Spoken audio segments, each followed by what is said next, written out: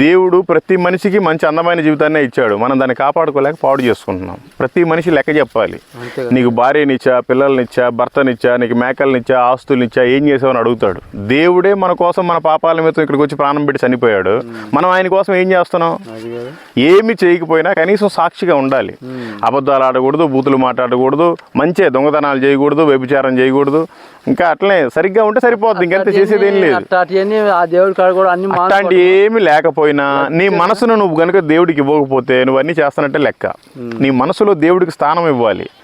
నీవు చూడు, ఇంతకుముందు చర్చికి వెళ్ళిన తర్వాత మళ్ళీ మానేసావు, నీకేదో కలిసి రాలేదని మానేసావు. మానేయటం వల్ల ఏమవుతుందంటే మన హృదయం అంతా దేవుడు ఉండేవాడు ఇంతకుముందు, ఆయన ఒకసారి బయటికి వెళ్ళిపోయిన తర్వాత ఒక దెయ్యం వచ్చి అటాక్ చేస్తుంది. అబ్బా లోపల చాలా నీట్గా ఉంది హృదయం, యేసుక్రీస్తుంటే చాలా నీట్గా ఉంటుంది. ఆయన వెళ్ళిపోయిన తర్వాత అంతా ఖాళీగా ఉంది. ఒక దెయ్యం వచ్చి చూసింది, అది ఒక్కతే ఉండదు, మళ్ళీ పోయి 7 దెయ్యాలను తీసుకొచ్చి మనలో ఉంటుంది. ఇంక నీకు ఏడబోద్ది?